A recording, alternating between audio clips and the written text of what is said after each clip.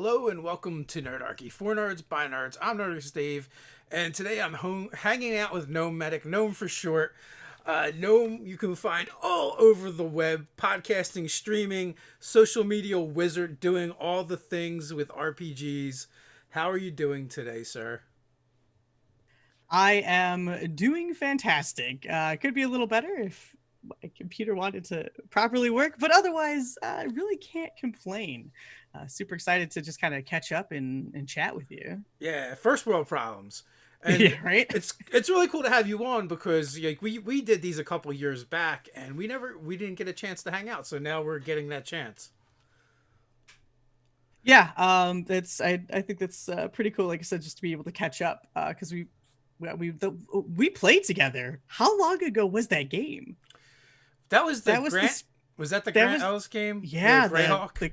the Spider Queen Yes. one. That was a little while ago. That was Yeah, a. was that 2017, I don't even. 18, 18? I don't even know. It all just blurs together Oh my right now. It's just gosh. been one long crazy RPG ride. Uh, Yes. but yeah, we played. I guess he ran like 3, 4 sessions, something like that. It was a lot of fun. Mhm. Yeah. It was great. Had a good time. Because you played a Kenku. I did play a Kenku. Yes. Get out of here. He's one Get of my. out of here. He's still one of my favorite characters. It's so good. You need to bring it back. I'm sure at some point.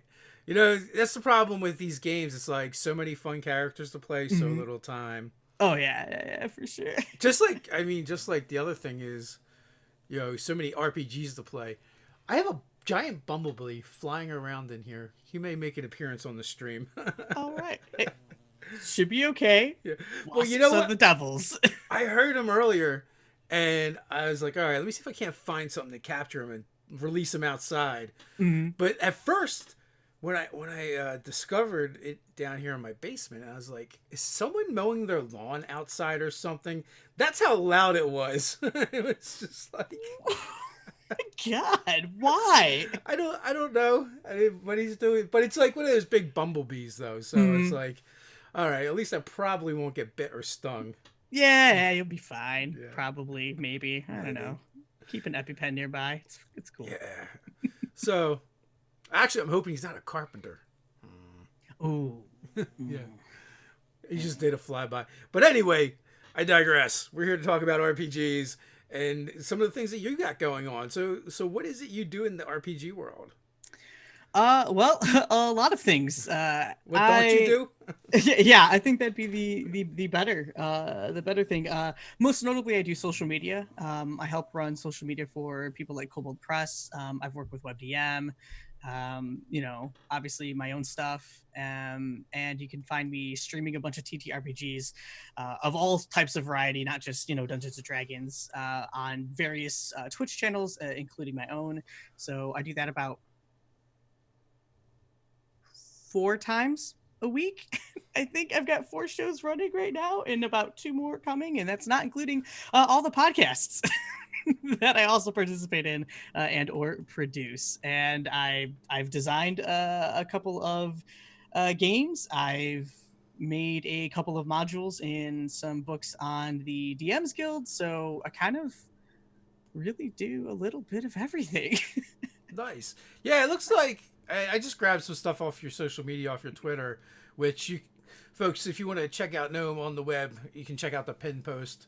It looks like you got like 3 podcasts going on right now. Yeah, just a wee If bit. if your Twitter is to be believed, and if so, that's like 7 games. That's a lot of Yeah, gaming. yeah. I mean, it's what I do. It's what I love. So, what games are you playing right now? So I have I'm in two D&D specific games. I'll be GMing a fifth edition game, running a bunch of Twitch streamers through the Lost Mines of Fendelver, and I love that module, so I'm super excited to play it. That was actually my first experience in uh, fifth edition Dungeons and Dragons a couple of years ago, because I never really had the opportunity to play. So super excited for that. But my favorite game though, probably right now, is made by Free Legion. or Free League, sorry, and they do Coriolis. They make Coriolis. It's this really wild space game, very survival-esque base. The universe, I should say, not even just the world.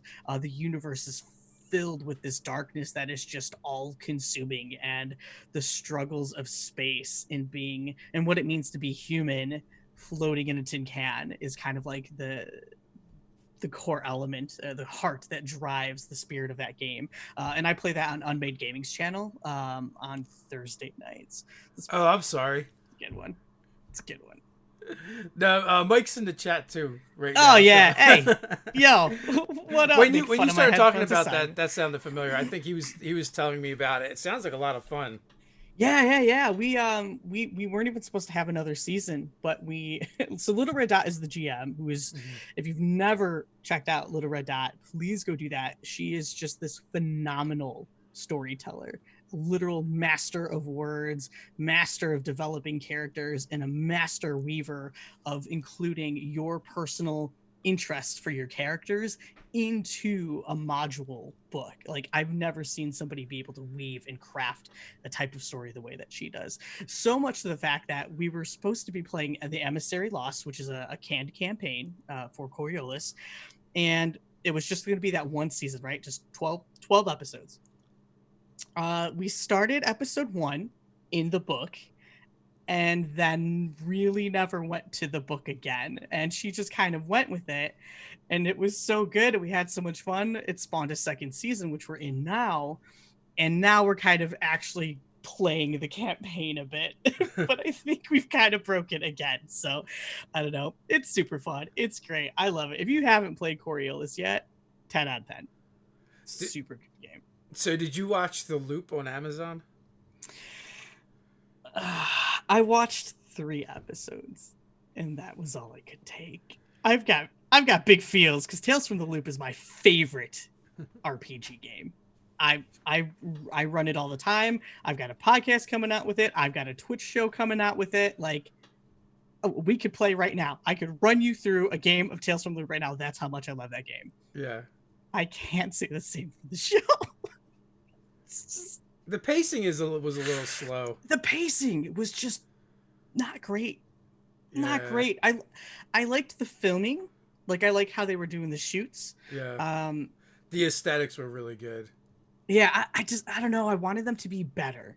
Simon Stålenhag has this incredibly iconic and memorable art style, and I don't think that the shots hit that. It just wasn't as magical as his artwork is. So I was just, I don't know. There's a lot of things I just didn't really care for about the show, so I stopped watching. Like, I feel that. It happens. Me and my wife watched the whole thing. I was like, it was okay. It wasn't like, this is amazing, and it wasn't like terrible. But we're all locked in anyway, so we're just like, we're just going through show after show.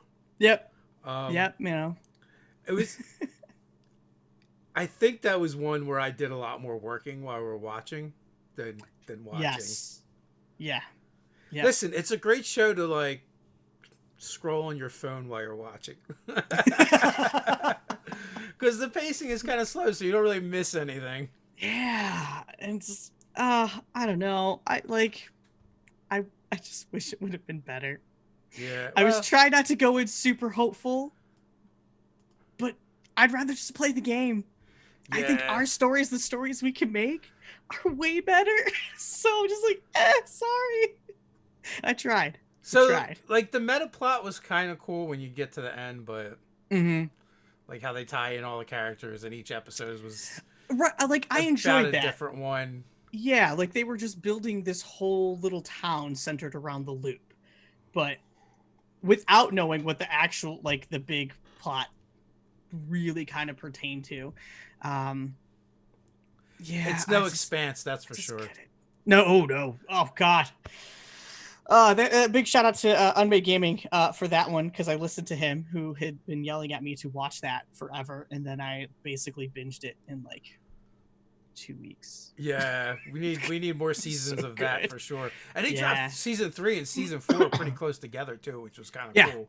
I mean, if you were watching when it came out. But yeah, I mean, I was excited to see that come on just because it was another Mm-hmm. RPG. And I felt the same way about the loop, but it didn't have the impact as the loop did. No, it didn't even feel like. Well, so Tales from the Loop is based on the art book, and the world from Simon Stollenhagen is actually not based off of the RPG game. So, like, I went in knowing that and still was disappointed. Okay.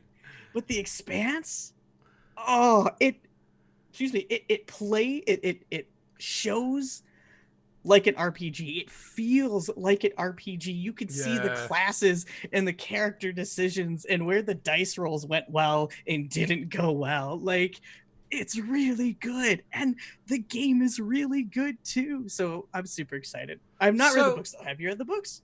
I have not read the books, Okay. but I think the books are based off of an RPG campaign that they then turned Yes. into books that they then turned into an actual RPG. Right, that they got picked up as a show. Yes. Yes, it was some weird chain of events like that, but Yeah. it's freaking great. It's so good. It is good, and it's good for the hobby too to just Yeah. because just imagine people searching out more information Mhm. on the Expanse, and then they come across the Green Yep. Ronin game, and then like boom, next thing you know, we got Mhm. more RPG players. Yeah, yeah. It's very, very, very cool. So, do you want to talk about Die Hard Dice or Kobold Press a little bit? What do you guys got going on? I mean, right now Yeah. everyone's kind of on pause a little bit when it comes to things, but Oh, yeah, definitely. Well, yeah, I mean, I could talk about both. Kobold Press has tons going on.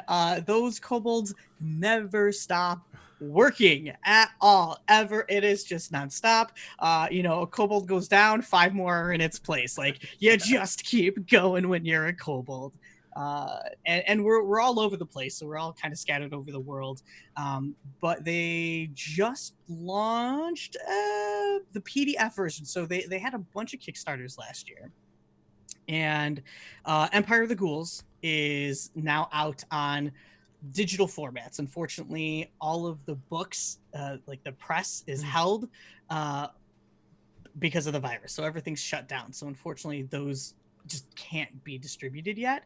But you could get the book on PDF format. You can get them on the virtual tabletop. So Empire of Ghouls is now on Roll20. It is on Fantasy Grounds, and it is their very first complete campaign book. So they have tons of one shots. They have tons of just different stories. They've got the Warlock series, which are just a bunch of these little quick games that you can pick up and throw in your world wherever or play at a convention. well, the Warlock series is it's almost like a magazine, right? It's like an e-zine, Yeah. but like I wish I had some. I got a whole bunch over there. I love them. Yeah, it's like isn't it like an e-zine through their Patreon? But then like at certain levels they collect them all together and then send them to you. Yeah. So the Warlock Patreon, honestly, it's the best $5 I've ever spent because it includes shipping. So every 2 months or so, they put out a Warlock booklet. So you get an actual physical zine sent to you, and it's just got gorgeous black and white ink. Just pretty classic old school, D&D kind of look. And the inside is just tons of extra information to help build the world of Midgard. So it might be talking about a particular race, like, the different types of halflings, or they just released one about the 11 Hells. So you can learn all about the demons and what they do and which domains that, they're part of. So for $5, that's awesome. And every month you get a Warlock lair. So it's a one-shot adventure that you could just piece into your, again, your current campaign, or just run as a one-shot. You just pick it up, do whatever you want with it. It's super easy, very digestible, and super fun stories. And it allows different designers to kind of come and walk through the door and kind of show off what they can do and how they view Midgard. So it's really cool. So $5 on Patreon, I know that's a ton of content. I know some of my favorite content creators or writers cut their teeth over there. So Yeah. Dan Dillon, James Intercasso, I think Joey Hake as well. Yes. Yep. Joey's done some. Hannah Rose did some. Uh, Lisa Penrose, Celeste, Conowitch, she did some. So yeah, like there's just Kelly Pollock. I know does a couple. So if you want to work for Wizards of the Coast, I think you have to go over to Kobold first. Right. You need to be a kobold first, and then you can, and then Wizards comes in and steals you. Is how that really works. Uh, yeah, it's good though. They're like Wolfgang is just like the nicest person you could ever meet. Just sweet as can be, and such a good storyteller, like just through and through. I know our friend V from the Crafting Muse. Oh yeah, she's running a Morgrave game. Yes, the Margrave. Yeah. And Kobold has the whole Midgard world that everything is built around. So, how many Kickstarters did they do last year? Oh my gosh, how many? Did they have like a set number? Like, did they do 3 last year? So They did Empire of the Ghouls. Was Creature Codex last year, or was that the year before? Or no, Tome Beast 2 was last year. Tome Beast 2 was. Oh my god! Okay, let me just go to my Kickstarter and see what campaigns are in here. They just blend together. Yeah, I just genuinely can't remember when we did them. Yeah, it was Tome of Beast. Deep Magic was last year. Tome of Beast, I think, was this year. Tome of Beast 2. Yeah, Tome of Beast 2 was this year. Okay. Because it ended like just before the virus stuff all happened. Yeah. So they do about like 2 to 3 Kickstarter campaigns a year. Because last year it was Empire of Ghouls, Tales of Old Margrave, and Deep Magic. Deep Magic was at the end of the year. Yeah, so the Deep Magic was they were all released as PDFs first, and I guess they were collected together into one book. Because me and Ted had gone through, we did like a series on we did all the Deep Magics and kind of reviewed them and took a look at them. And I want to say like we really dug like 95% of them. Yeah, it's pretty cool. So this one in particular, like it's a collection of some of the previously published stuff, right? And all in this one giant lexicon. It's like going to be like a 400-page book. Like it's just massive. There's they added a lot of stuff to it then because tons of stuff. There's subclass stuff. There's items. There's familiars. Like, good God, I don't know how they're coming up with this stuff. It's absolutely wild. But so there's tons of new content that's going to be included in it, and it's updated for 5th edition because not everything was transferred over. There was a lot in the PDFs, but I gotta say they were probably only 20-30 pages a piece, so they must have added a lot of content. Yeah. This is a big book. Yeah, very, very hefty. I had to get the special edition cover because I was like, this is a magic book. This is a book of spells. There was only like one of them that we didn't really care for, and that was like, okay, so we reviewed like 14 of them, and I think that was all of them. Wow. And the only one we really didn't like was the Dragon Magic one. We found some things problematic in there. That's okay. But like I said, like 13 out of the 14 of them we like really dug on. Yeah. It's a lot of good stuff in stuff. There. It was like, and I feel like the one we didn't like was like, it felt like, and I see this with third-party publishers sometimes, is where they try and make it like 3rd edition. Which kind of is a kind of a turn off in general, just because I don't want to go back. Right. Like 5e is so clean. See what exactly. 3rd edition. Yeah. Well, it was great when it came out. I was excited when we moved from 2nd into 3rd. I drug my party or my gaming group kicking and screaming into it. They had all the books. They were college kids and broke. And I just remember like Dragon Magazine would do these like teasers like every month up until it came out, and like it's like you had all these options that we never had before. Right. So Yep. that's cool. Yeah, that was a good system. I was a kid Yeah. when I like first got that book put in my hand, and I didn't really get to play, but I liked it. I made a bunch of characters. I was in my early 20s when that came out. Nice. So our group started with AD&D. Okay, cool. And then moved into third, and then fourth, and then fifth. So, yeah, we're really old. Is basically what it boils down to. I love it. It's fine. So, for your actual plays, do you find like streaming is different than podcasting? Yes, 1,000%. Completely different. Excuse me. Just streaming, I actually think is a lot more stressful because you have an audience that is watching you live. And so there's that expectation of being able to perform in a live capacity versus it's just you and you see your podcast mates and you're streaming, or if you're in person in your you're recording your podcasts, you have that option to pause, maybe redo something if you didn't like how it sounded or how it came out. Maybe you have to retcon something that happened 20 minutes before because this kind of happened, and it's like, ooh, it doesn't make sense. Does that happen there's a little often? more control.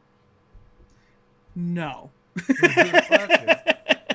No, not that often. But sometimes like there might be like a noise that like came in, or like like a train horn, and you're like, let's do that line again. Like you could do that. You can't really do that on a live stream. You just kind of roll with it, which is it's fine. Distractions kind of it's a different element and a different feel as far as like live streaming on Twitch or YouTube goes for games. But for me, it's a lot more stressful to do it live than it is to do podcasts.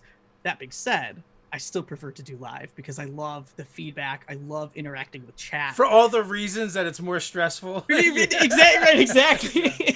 Like, it's a balancing game. But I love it. That's why I do 4 live shows a week. Yeah. I'd do more if I could. So I've played on a few stream games, but must say I've never done any podcasting as far as actual plays or games. So So this is kind of curious because I don't know what that experience is like. I guess having the added element of the chat when you're streaming is definitely a factor. I know both as the GM and as the player, I usually have it up. As a GM, I don't interact with the chat, but I watch it. So I've definitely done things where someone will say something in the chat like, "Oh, maybe this thing is going to happen," so I'll just like insert it into the game because I know they dig that. And also sometimes it's just like a really good idea. Oh yeah, like I see where this is going, and then like, oh well, it wasn't, but it is now. Yeah. Thanks. Or or it'll just be something silly like someone will make up a type of drink, or something, and we're like, right. That sounds good. It's perfect. Yeah, just throw it in. It's great. That's a level of collaboration. That like if you're looking to start off streaming TTRPGs, and putting on shows like this, it's not just you and friends at a table. It's you and friends, and the audience is another player. They are experiencing what you're experiencing. They're going through the story that you're going through, and they get attached to these characters and how the story is being told, and they're invested in it. So treat them like another player, and encourage people to participate, especially in chat, because they will come up with like really good ideas. They'll come up with crazy ships, like stuff happens. And sometimes it happens because chat came up with something really cool. You get you get to tap in to that collective consciousness. Yes, exactly. And so they get to be part of it, you get to be part of it, and again, it's hella stressful, but it is so worth it. Do you have a favorite genre? Ooh, favorite genre. I think right now I'm obsessed with space. I love sci-fi RPGs. I am in way more of those than I am in like just classic like high fantasy type games right Yeah, now. I also know you've done like a Men of Letters game too, right? Mm-hmm. Is that Yeah. based off of Supernatural? Um. That's what I So, think of anyway. I mean, yeah, kind of like Supernatural, League of Extraordinary Gentlemen. That was just a really fun game where it was like this noir cosmic horror type game using the Cipher system, and that was my first time actually using Cipher. And I had a lot of fun. Mike Unmade Gaming was the GM for that and just did a fantastic job making sure that we knew that there was a lot of danger and that Yeah. we could be killed at any time and that there were always consequences to things that we did or did not do. So it was pretty cool, but there's that's what's so cool about just RPGs is that okay, so today I'm gonna dress up in a nice 3-piece suit and go play this noir game and smoke a cigar on stream that made my whole house smell awful. Are you a cigar smoker? I am not, and I got yelled at because I didn't know what I was doing. I bought like a $5 cigar Uh-huh. from the gas station, and no humidor, no nothing. Smoked the same cigar for the entire season. That's dedication. It was so bad. God, it's gross. But it was great. It was fun. But then, like the next day, I could put on a space helmet and we are fighting aliens. And then, the following day, we can, try to save, the prince, from, a band of, orc mercenaries or something. Like there's just you could do anything that you want whenever you want, and it's kind of awesome. Wait a minute. Is there a stream of you playing in a space helmet? No, not yet. I Uh, have I have a helmet. I'm gonna be in an Expanse game uh, coming up, and I'm in the process of sanding it so that I can strip in some LED lights. uh. I've got like a full setup, and I'm really freaking excited for it because I love Are so you this playing a year's Martian? Are you playing a Martian? Yeah, fuck yeah, I'm gonna play Martian. Are you kidding me? Bobby Drink's my favorite. I love Bobby. Yeah. I just want to play Bobby. I don't even care.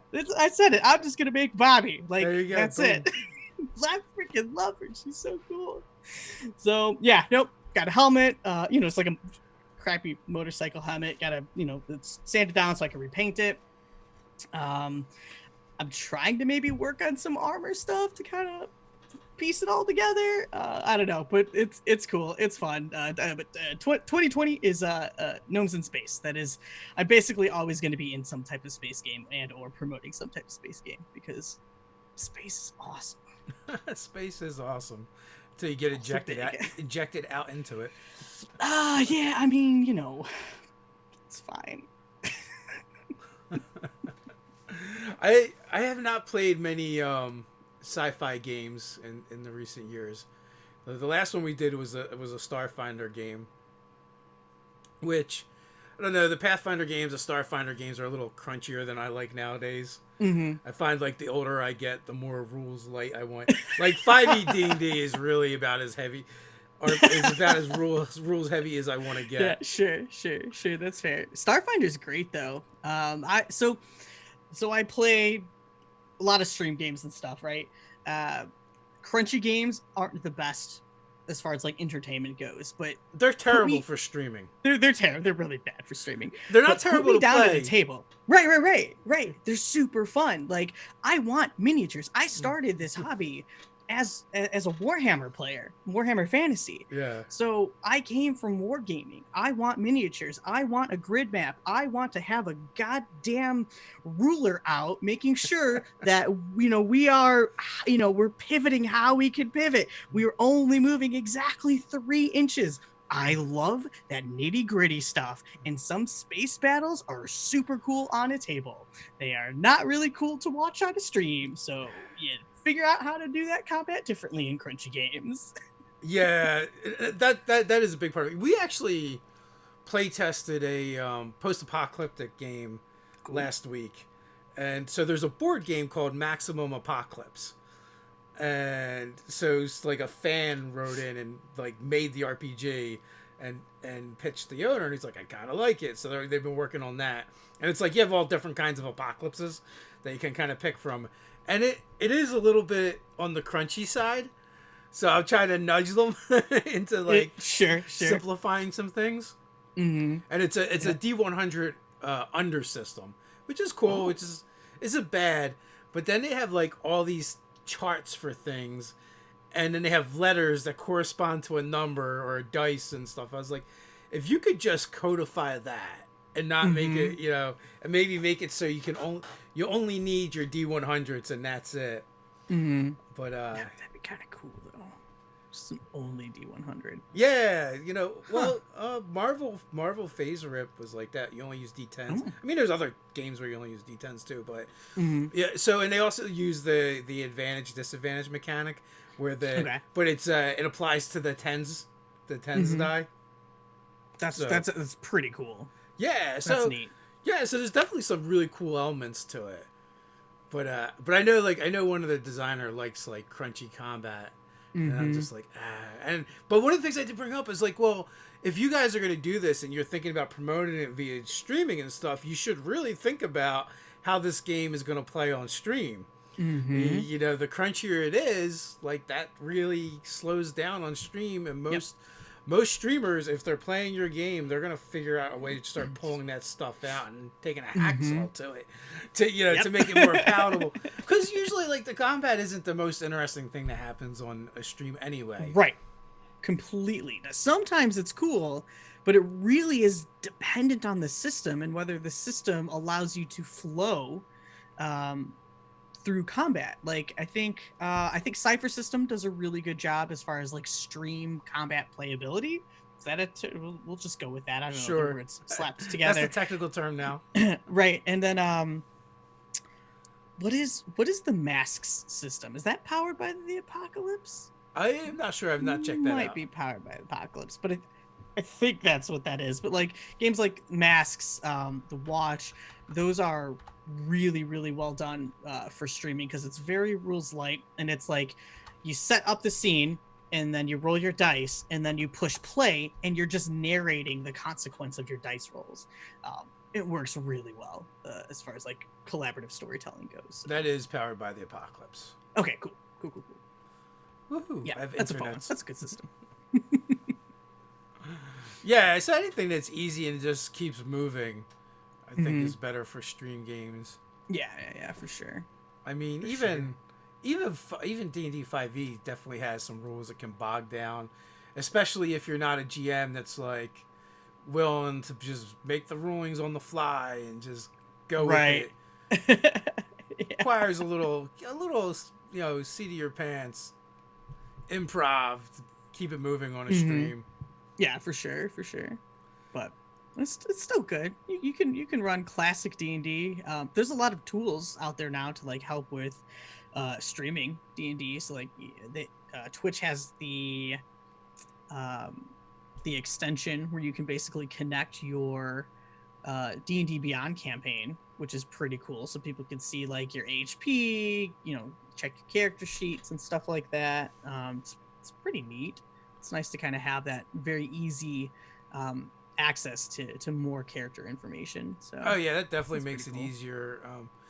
And speaking of like extensions, so I've been playing a Roll20 game, and there's an extension for D&D Beyond. That's Beyond 20. Oh yeah, which is amazing. Just downloaded it yesterday. When you can do it, as long Game as you changer. Yeah, you have Roll20 open and your D&D Beyond character sheet open, and you just do everything right from your character sheet. Yep, it's so great. I love it because I don't like Roll20 character sheets. I don't like them. I really like the design of the D&D Beyond character sheet. So I tend to, if I'm playing D&D, those are the sheets I tend to use. Yeah. And so I would just I've got that screen open, and then I have the character sheet in Roll20 open only to have to click on the thing. Right. But yeah, that game changer. Total game changer. I'm using it forever now. Yeah. Although I will say, in some ways, it's enabling me to not learn any of this stuff. Because part of me just doesn't want to. I'm just like, in our own games, we play more theater of the mind anyway. I tend to run theater of the mind. So like all the extra doodads to me, I was like, I could live without them. Now, when I see someone who like runs a virtual tabletop and streams, and like they're like wizards to me. Like when I've seen completely. There's a really small Twitch channel out there that I had played on for a little while, and I'm always sad that he didn't have more viewers, because he was so good at orchestrating all of that at once. He always reminded me of a conductor in front of an orchestra, because he's got the the sound effects going on and using all the features in the virtual tabletop. To me, that's like super impressive. Ah, that's so cool. I love when people are able to just pop off and just go do that. Use the tools that are there to the next level that's fulfilling the needs that they have as far as putting on a really cool show. So that's super cool. I love when people go above and beyond like that. That's awesome. But that's the beauty of RPGs though. Like you could go to that level, or you can go all the way the other way, where it's like, right, you got nothing. It's just your faces. Yeah. Or just voices. Like podcasts. Or voiceover on Discord or something. Which, nowadays everyone is getting way more into that than they were before. Yeah. Playing like the whole playing online. Like, our in-person game is now online. Yep. I think obviously we're going to see such a huge boost of that just because of the current global climate. But it's great because I think you're getting people who didn't have the ability to play in person. Yeah. Now have access to being able to play online because more people are looking for other people to play with. So there's a bigger need for connection. Just seeing all these new games pop up, or like if you're ever scrolling through like Facebook groups, people are always looking for groups and commenting like, oh yeah, we need another player, or oh, we're looking for a GM. Excuse me. So it's really cool to see that, and I think that's going to be pretty long lasting for the hobby, because honestly, like once you play your first game, right, you're kind of hooked. So I hope that we're just going to see that fan base, that player base, I should say. Yeah, really expand. The quarantine is causing people to break their inertia.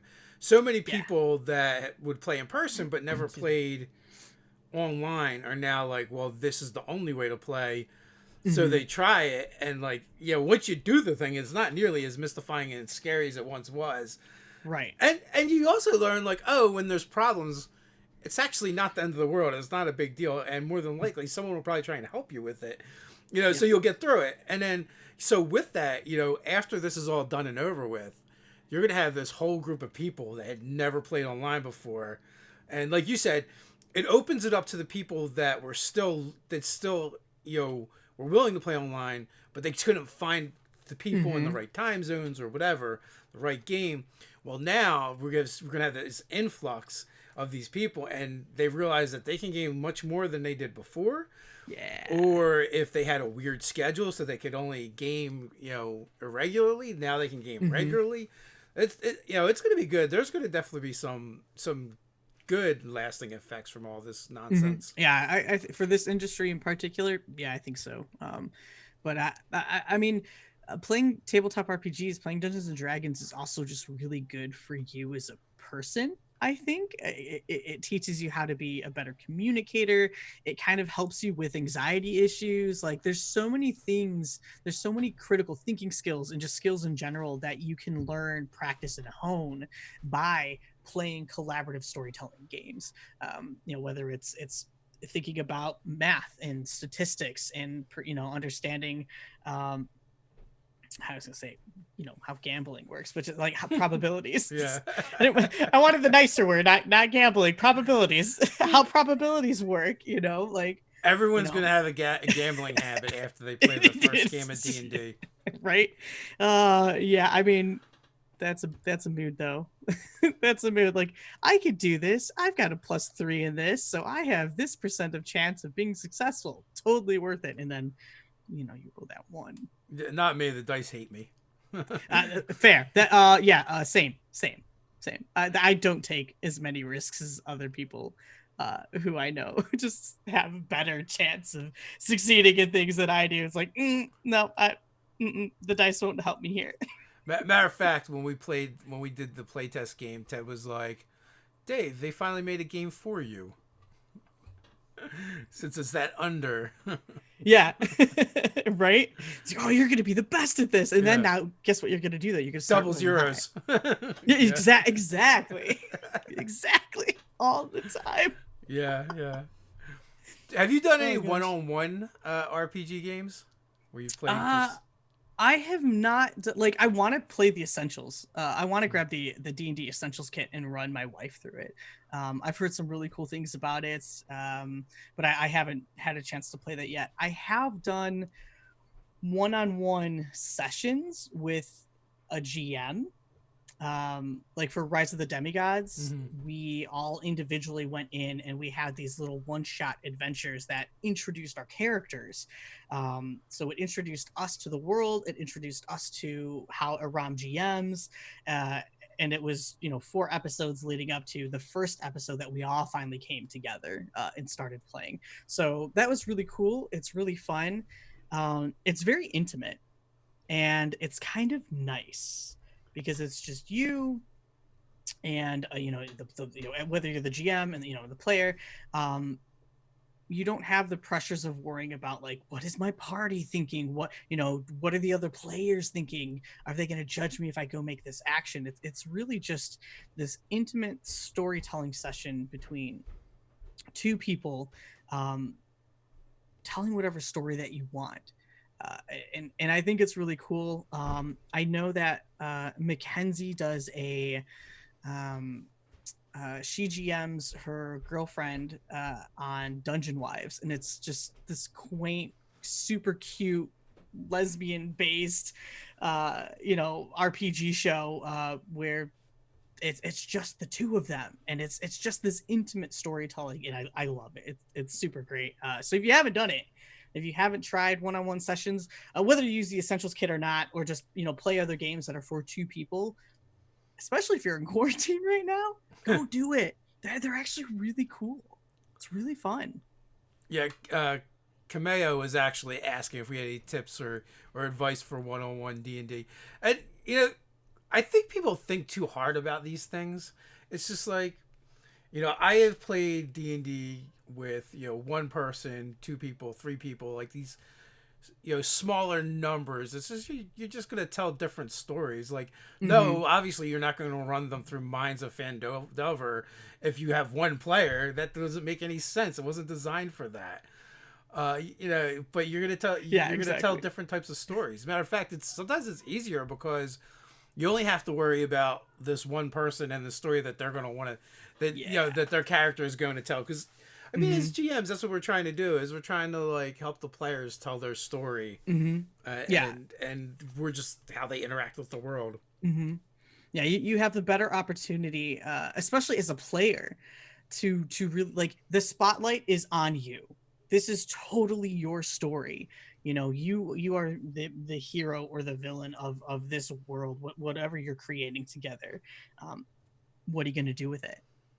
What are you going to do when that light is shining on you? Like, you just go for it. Go tell a really cool story. And like you said, whether it's with 1 or 2 players, or 11, I've had 11 at my table. My home game, the one I was telling you about earlier, we had about 7 to 11 people because we all just wanted to play and I couldn't say no. Yeah. So I had to get a second table, right? A fold out table to put in my kitchen to house all these people. I don't recommend that. It's you just get like the campaign. You don't get the backstory. No. Minimizing your group, going to like 4 is my sweet spot. I love 4. Most games I run will have only 4 players. I think it gives you just enough time to really focus on each individual backstory, let them kind of build a relationship together, and then build a relationship with the world that you are all building together. But like the one-on-one stuff too, like if players can't make it, maybe you and just one of those players can go do a 1-shot. like just do a side quest, do a backstory, something that still connects that player, that character to the bigger game, but allows you to play one-on-one. So Yeah, I feel like when people are concerned about like not having enough players or having less players, you're thinking way too much about the mechanics and not enough about like the story in the game. And like, DMs are like, "Oh, what am I going to do? Like they don't have a cleric, there's not any healing." I'm the GM, it's actually not my problem. Um right? Maybe you should Dave. you should think of some non-violent ways to resolve this problem. Right? Oh, that's so freaking. I might have to steal that. I might have to steal it from you. That needs to be in a t-shirt. I'm the GM. It's not my problem. Yeah. Right? We present problems and situations for the players to overcome, and then it's up to them to overcome them, right? Like, Right. there's no cleric, so getting hit in the face with a club from an ogre is a bad idea. Maybe you should avoid that. just like real life, we don't have magical healing, so we avoid the things that are going to cause us pain. So you can do that in the game. Tell a story instead. So good. I love it. Maybe you got to outsmart your opponent instead of outfight them. Right. Yep. And that comes into play, like that just skill development, that developing your critical thinking skills. Violence is probably not the answer. Yeah. Well, but also as a GM too, like if they want to explore creative solutions, I'm all for it. Yeah, and you have to be open as a GM to that. Yeah. Like you just have to allow your players to come at you with the most bizarre, strange things. If they can think it, they can try it. It might not work. It might be way too far-fetched. But hey, sometimes those dice are magical and stuff happens. Your players are going to want to tell the story. Just let them tell the story. Have fun with it. I ran a weekly game that we streamed for just over a year. And most of the time we didn't have a full party. It was, 2 or 3 players that would show up. So like I said, it's just like you just start telling different stories, and the smaller the group, the more intimate the sessions. Yes. And you can actually do different things that you can't do with the quote unquote full balanced party, and you just have to explore those things and find different ways to have fun with the game. I will say, like you said, 4 is optimal, and I think streaming for me personally. Well, I think that's absolutely right for anything, like for online, whether you're streaming or not, just because the way the game flows. And I feel like stream games tend to be shorter games anyway, compared to in person. So in person, I'm like, 4 to 6 is a good number. Above 6 starts getting unwieldy. But we also play a lot longer when we play in person. Like 8-hour sessions. Yeah. Well, even like, so we run our games, and Ted's games usually we show up around 6 and they wrap up, usually midnight to 1 a.m. But like you're eating pizza, there's BSing going on. There's a lot more out of character stuff. People get up, move around, go to the restroom. Where when you're playing a stream, like you're like hyper focused in on the game. Right. Yep. Yeah, I find nice. Even just online gaming is like that. Even if it's not streaming, it's I feel like it focuses you more on the game. So to me, they're like, it's not like one's better than the other. They're just like 2 different experiences. I think that's a great way to term that, is they are 2 different experiences, because I love both the feel of playing in game or at a table physically, rolling dice, having snacks, just hanging out with your friends, like. Yeah. There's something really nice. And when you get into it, right, if you have like that smaller intimate group too, reading body language is a big thing. It's something that I think gets missed in like the virtual setting, because you have the cam on me, but like there's still just like a feel that's in the air, and you're missing that when you're not in person. So yeah, I agree with you to say that one is better than the other. That's bullshit. They're both equally great. I like having one that you like the most. My life. But yeah, like I love both. It's just right now we can't. Yeah.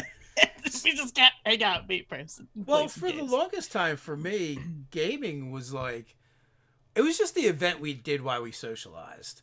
For sure. So it wasn't like the most important aspect. It was the excuse to get together with my friends once a week or once a month or however often we did and hang out. And it was just a cool thing to do, right? Some people will watch sports and drink beer while they do it. We would talk in funny voices and play make believe. Yeah, so, exactly. But yeah, it's just a great release. Yep. Completely. So we're coming up on the end here. All right. Because unfortunately Wednesdays are a little bit shorter for me. We film right after this. Oh heck! All right, cool. So, what do you want to leave with people with before we head on out? Oh, I don't know. I'm not prepared for this. What do you mean? No, What do you mean? No, the stress. It's live. What do we do? How do we?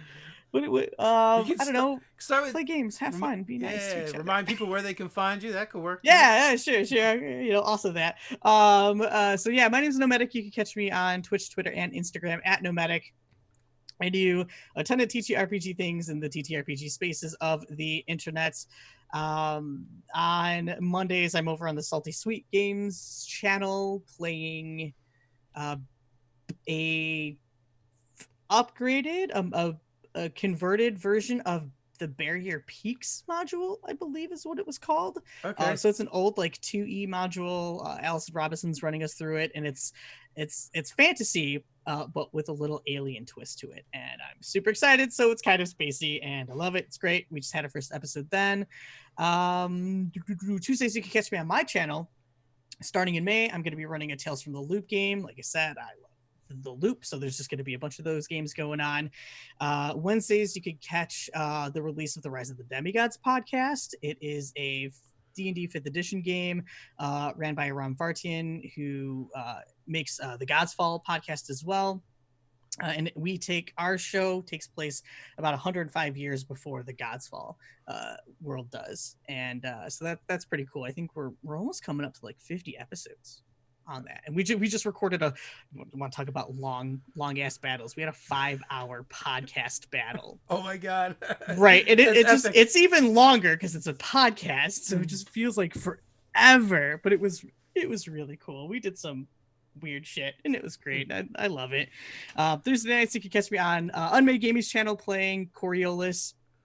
So if you like space stuff, that's probably my favorite game right now. It's really good. We just have a really good connection. All the players, some of us play together, some of us have not, and the GM is just absolutely fantastic. Fridays I'm going to be running a Lost Mines of Phandelver campaign on a different channel, but we don't have any of that information ready to release just yet. And I've got a couple other podcast projects coming out. So if you want to figure out what I'm doing and when I'm doing it, Twitter, seriously, just hit me up on Twitter. Let's chat, let's hang out, let's play some games together. So, but yeah, that's where you can find me. Well, Gnome, thanks for coming on. I appreciate it. It's been great chatting with you and everyone else. Thank you for having me, Dave. So Until good next to see time, you. stay nerdy.